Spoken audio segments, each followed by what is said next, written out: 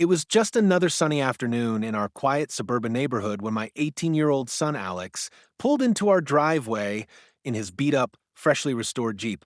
The thing was loud, not because he was trying to be obnoxious, but because he'd rebuilt the engine himself over the summer, piece by piece. He was proud of it, and so were we. Unfortunately, pride and individuality don't sit well with our HOA president, Karen Whitmore, the same woman who once fined a neighbor for having non-neutral colored wind chimes. Within 10 minutes of Alex arriving, Karen was outside, arms folded, phone in hand. She glared at him as if he'd just driven a tank onto the lawn. I watched from the kitchen window as she stormed toward him, wagging a finger and shouting something I couldn't hear.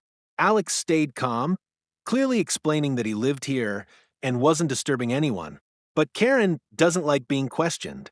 15 minutes later, two police cruisers pulled up, lights flashing. Karen had called the cops. I walked outside.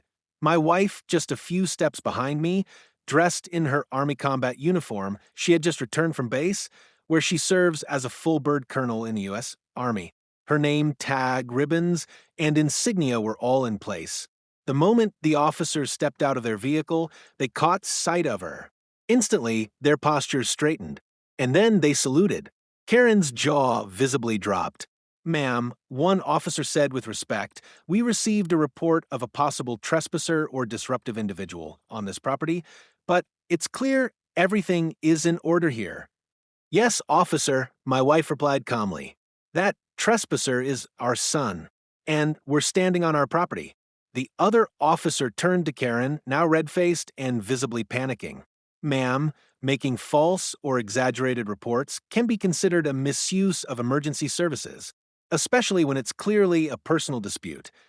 Karen tried to save face, mumbling about noise ordinances and unauthorized vehicles, but it was clear she'd been out of line and now completely out of her depth.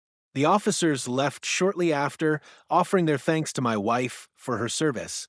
One even asked if Alex could help his nephew restore a Jeep. As for Karen, she's been quiet ever since. Sometimes all it takes is one salute and the truth to bring a tyrant's little empire crashing down.